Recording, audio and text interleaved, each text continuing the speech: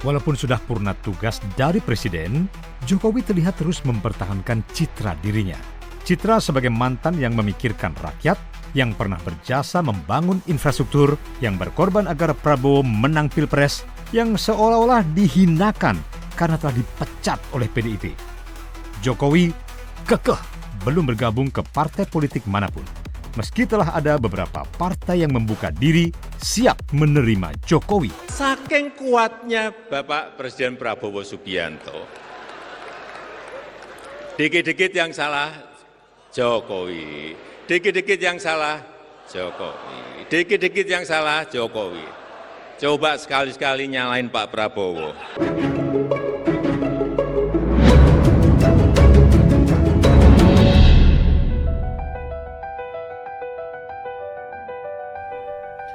Mantan kepala negara itu memang menyengaja terkesan sendirian. Ya, ini sebagai upaya menciptakan persepsi dirinya tidak memiliki kekuatan apapun, tidak menduduki jabatan dimanapun, tidak bisa berkuasa atas apapun. Bukan Jokowi bila tidak bisa memainkan peran. Rumahnya yang kini masih didatangi warga, sengaja dibiarkan dan menerima mereka yang berkunjung jadi bagian alat menjaga citranya. Yang datang ini bukan hanya rakyat biasa. Ada politisi, pengusaha kakap, pemimpin negara lain, hingga mantan Perdana Menteri. Nah, citra yang dijaganya memang demi kontestasi 5 tahun mendatang. Ibarat kata, dia rela pasang badan untuk terus diperbincangkan asal bukan Gibran yang disorot. Sebab di tahun 2029, putra sulungnya itu harus selamat dari cacat politik. Berbagai sandiwara masih dipertontonkan oleh Jokowi. Mesti dijalankan sambil membantah beberapa isu yang menghantam dirinya. Perseteruan Jokowi dengan PDIP, partai yang membesarkan dirinya, terus berlangsung. Manuver mantan wali kota Solo itu benar-benar masih menghipnotis para pendukungnya. Jangankan rakyat biasa, presiden pengganti pun selalu mengajaknya dalam berbagai acara kenegaraan. Ya, mulai dari mengundang di HUT Gerindra, di penutupan retreat kepala daerah, di peluncuran Danantara, bahkan sewaktu peluncuran Bullion Bank atau Bank Emas, Seskap Mayor Teddy sampai ditegur Prabowo yang tak mengundang Jokowi. Makin lengkap sudah permainan yang meninabobokan para pemujanya di tanah air. Ayah Gibran Raka Buming ini hanya merespon beberapa isu yang memang mengarah langsung pada dirinya. Tentu saja yang direspon terkait tuduhan-tuduhan yang merugikan dia. Video viral Sekjen PDIP Hasto Kristianto tentang dukungan Jokowi pada revisi Undang-Undang KPK direspon dengan menyatakan bukan dirinya inisiator revisi, termasuk menolak disebut menyiapkan dana hingga 3 juta US dollar. Pada HUT Gerindra, akting Jokowi benar-benar sempurna.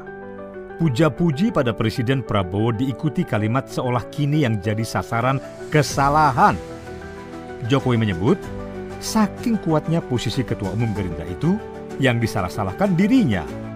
Dia seolah ingin menyampaikan, hajar aku, seranglah aku, tuduhlah aku, agar aku bisa memanfaatkan untuk permainan politik.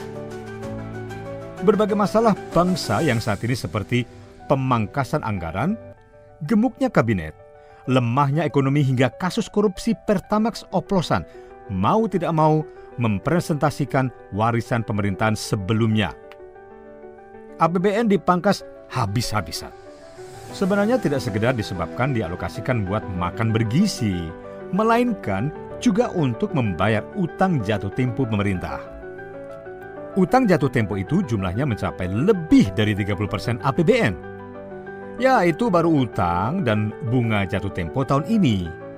Indonesia mesti membayar utang jatuh tempo tahun ini sebesar 800 triliun rupiah dan bunga utang 552 triliun rupiah.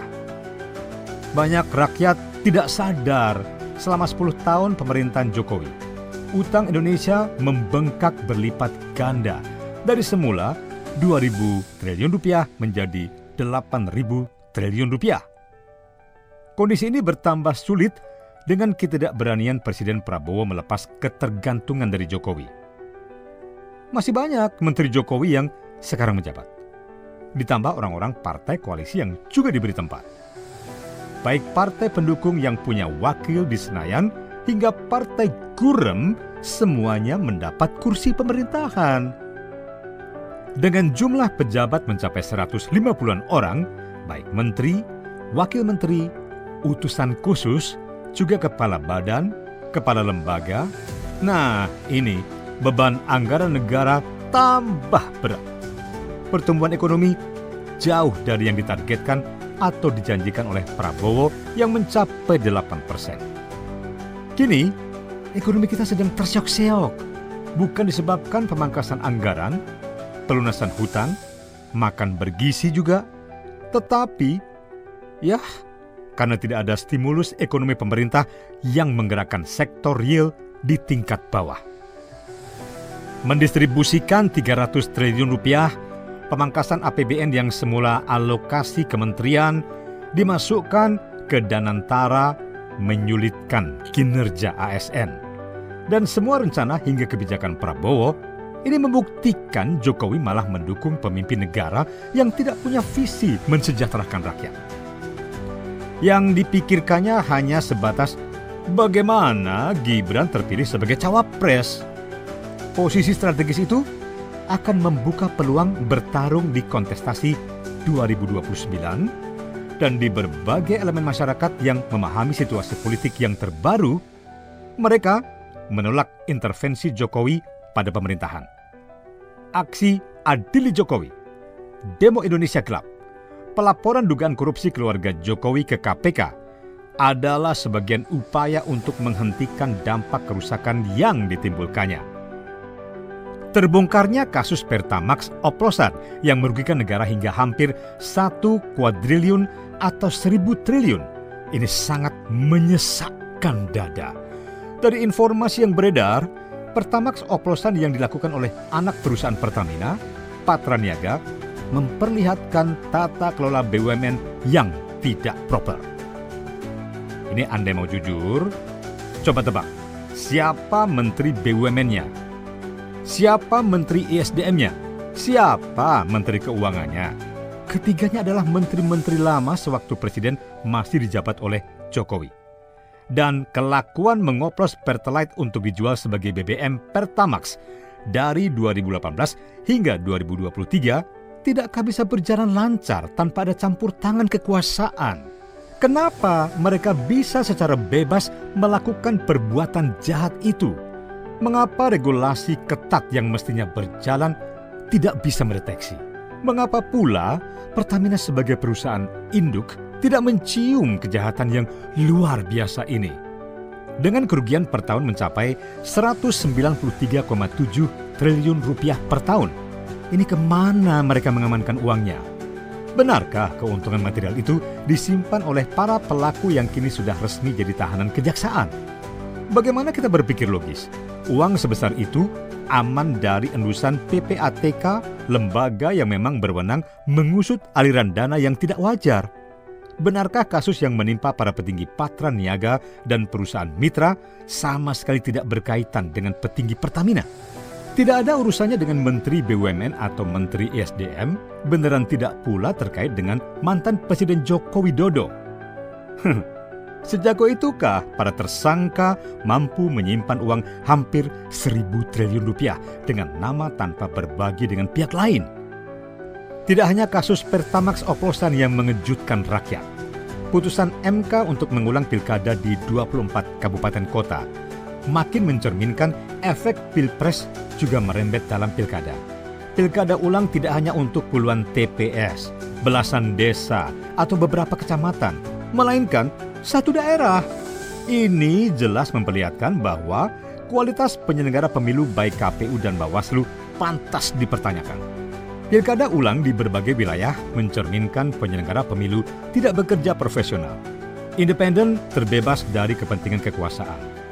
Di Kabupaten Serang, Mahkamah Konstitusi menyimpulkan kemenangan pasangan Ratu Rahmatu Zakiyah dan Muhammad Najib Hamas akibat cawe-cawe dari Menteri Desa. Yandri Susanto, petinggi PAN, adalah menteri yang sekaligus suami Ratu Rahmatu Zakiyah. Yandri pernah disorot karena apa? Menyelenggarakan acara pribadi di Serang menggunakan kop kementerian. Masih ada kandidat yang sudah menjabat 2 periode tapi masih bisa ikut pilkada. Ada kandidat melampirkan ijazah palsu. Ada pula mantan terpidana korupsi menyembunyikan kasus dan lainnya. Hal ini menandakan penyelenggara pilkada patut dipertanyakan kapasitasnya. Padahal mereka inilah para penyelenggara pemilu dan pilpres Februari 2024.